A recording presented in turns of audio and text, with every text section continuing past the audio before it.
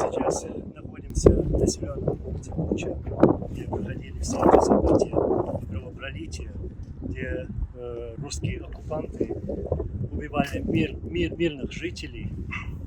И сзади нас сожженная техника русских оккупантов, которые занимались этими убийствами.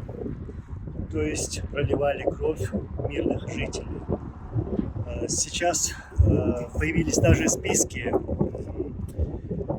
и даже по национальности, пофамильно известно, кто убивал мирных жителей.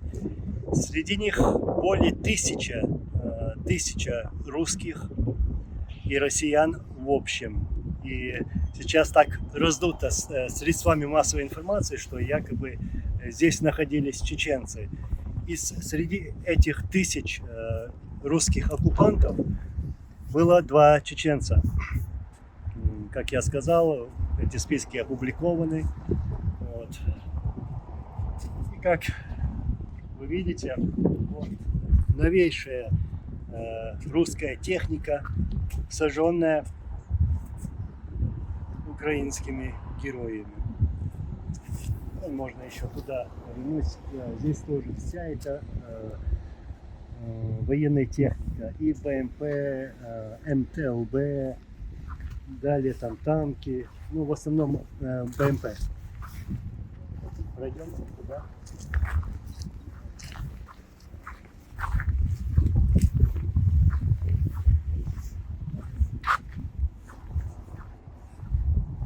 Вот, танковый ствол торчит.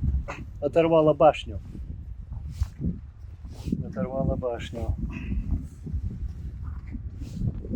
Вот и думаешь, вот зачем они, эти фашисты, приехали сюда.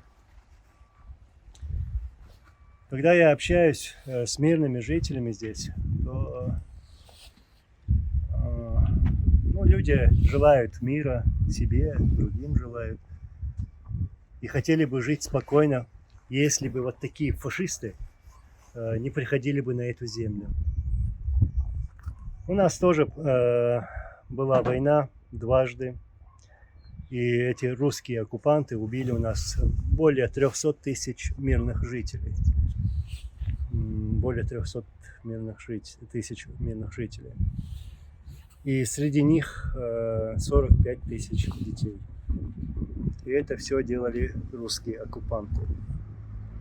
Ну, если сравнить вот такие события, ну, я скажу, в основном все идентично, но у нас было намного похлеще. Вот там они, русские, ну как и здесь, показали свое истинное лицо, вот, русские оккупанты.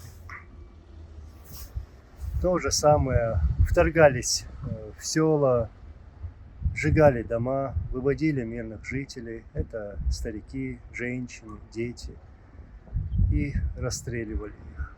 Поджигали дома, закидывали их гранатами. Вот. Очень много таких случаев варварства, о которых можно долго и долго рассказывать. Все это зафиксировано, и я привез с собой эти документы, показывал здесь. Вот, мы вели подсчет, все учитывали, как вот такие оккупанты, русские оккупанты убивали мирных жителей в Чечении. Ну, что я еще могу добавить, и хотел бы добавить, это, что это армия фашистов и террористов, это армия мародеров.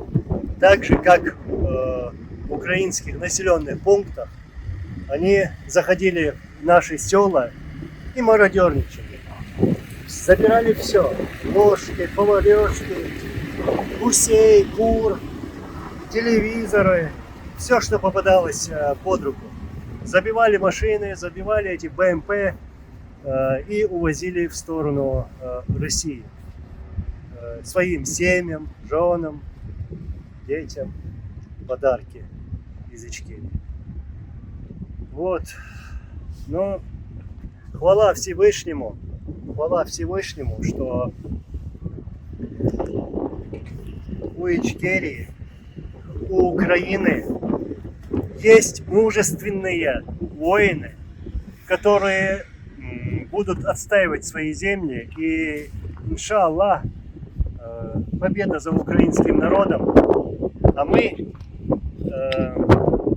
деоккупируем нашу землю обязательно, и этот путинский режим падет, я в этом уверен, потому что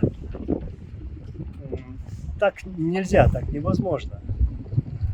Справедливость восторжествует, иншаллах.